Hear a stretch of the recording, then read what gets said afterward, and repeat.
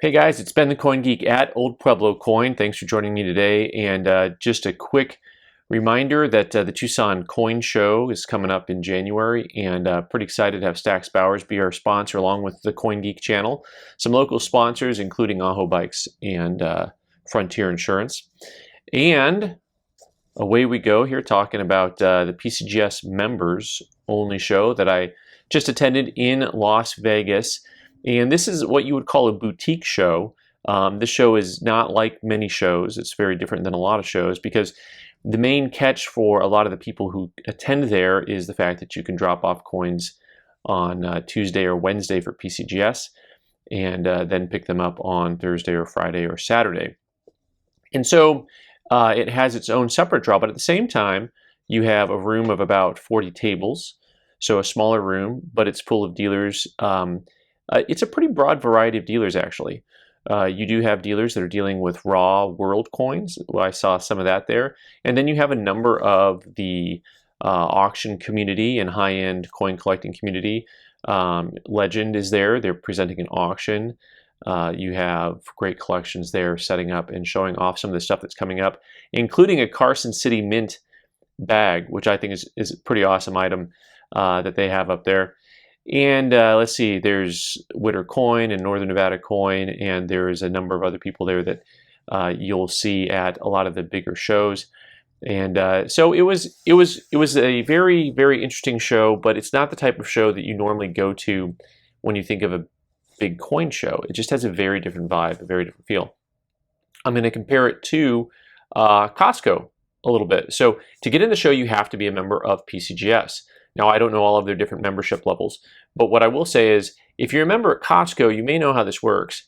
As long as you go and get enough samples of the food, it pays for your membership. So I like to call that Costco lunch. It may be a cheap thing to do, or it may be frugal. You decide.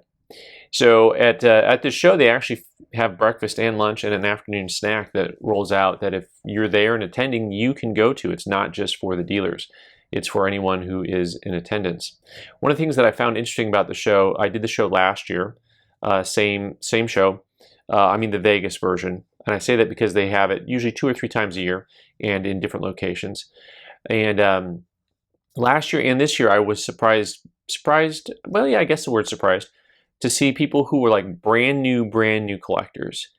And this is their first show. They haven't really gone to coin clubs. They haven't really gone to like coin anything. It's really interesting to me that this ends up being the first path forward, which tells you a little bit about the footprint that PCGS has, of course, in the coin ecosystem, which is to say people who are interested in coins are finding their material and, coming to a show like this and signing up for membership just to come through the show, just to submit some coins.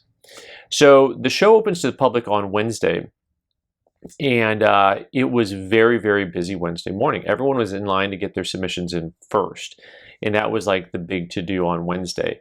And I will say that there was plenty of retail action going on. Of course, there's always plenty of wholesale action going on, which is just how the business works, really. I mean, a lot of dealers are trading coins back and forth and trying to find things for want lists and things that they think that they can sell. And it's kind of a fun atmosphere, in my opinion. One of the nice things about it is that it's not too crazy hectic because it is, something with a smaller number of people there. A lot of the dealers don't seem as rushed as they would to fly by your table and just like plow through stuff. Like it looks like they take a little bit more time. And what's nice as a customer, as a collector, is it's the type of thing where you can get there and spend some time with dealers, and talk to them about just about whatever you want to, really. You can really kind of pick their brain and not feel like you're taking too much of their time. Now, Wednesday was very busy. Thursday, by the end of the day, Thursday, I'd say about 20%, a quarter of the room had left. Thursday was pretty quiet.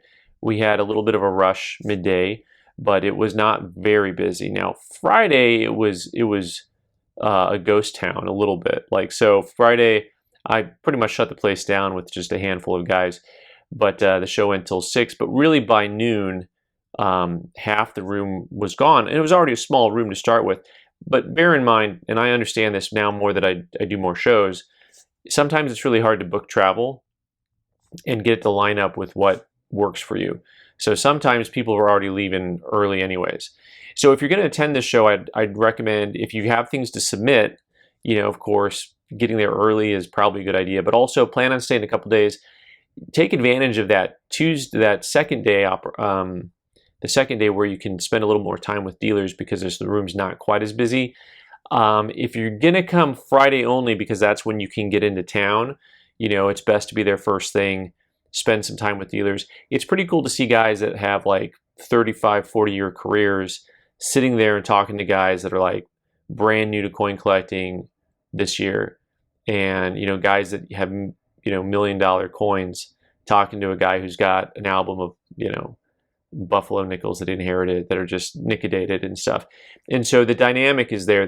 It's kind of interesting to see that. Now the other thing to know about this show is that it ends up in different locations. Earlier in the year it was in New Orleans. I don't know where else they were this year, but they do travel around. And so of course if you go to PCGS.com, you can always check out and see when their members only show is. You can search members only show and stuff will pop up on that. So how's the coin market? Anybody? So the coin market, I think, is still very good for things that are for coins. I'm trying to find the exact price point, but in my mind, nicer examples of coins, there's still a very strong market for. Of course, coin prices have come down, but coin prices had kind of run up, right? There's that whole, when things go up really fast, they're just not going to stay up there. Interestingly enough, I was one of the few guys there with some paper, and I actually sold paper retail, which was good. So sometimes it's interesting when you go to a show, you're not exactly sure what you're going to end up buying or selling or seeing. It was interesting because I've had this paper the last couple shows, and people weren't really looking at it. And then I'm at this small show, and here I'm one of the only guys with paper. So the guy was like, "Oh, this is great, some paper to look at and buy." So that was kind of cool. And you saw a lot of people who are putting together registry sets and looking for more expensive coins, that type of thing. You do get some of the more high-end buyers kind of come into that show, come into these PCGS member-only shows. But don't let that discourage you from ever going to it. It's actually a pretty cool show, especially the Vegas one, because Vegas is really easy to get to. You should be able to book a room through PCGS's room block, and it's like a lot less expensive than it would normally be for some place. Like it's the MGM Park MGM. I don't know anything about Vegas and hotels. I'm learning. I'm still a neophyte. So I did pick up a lot of new stuff, and we'll have several new videos this week, including I did an interview with a gentleman named Noah from Numiz Attack, and I'm going to have fun with that video, show off some really cool stuff, and we're actually going to find a way, this will be a new thing for us to kind of post his stuff to our website. Newsflash for the engineer. Yep, this is how we communicate. I make videos for you guys, and then he finds out this way. So, but I'll have plenty of noops for you to show off to you, including some pretty cool stuff, and probably have to make a separate video for all of the U.S. Philippines stuff that I purchased that I just thought was really cool. All right, guys, thanks so much for watching. I've been the Coin Geek. You can leave your comments down below. Consider liking, sharing, and subscribing. As always, until next time, thanks.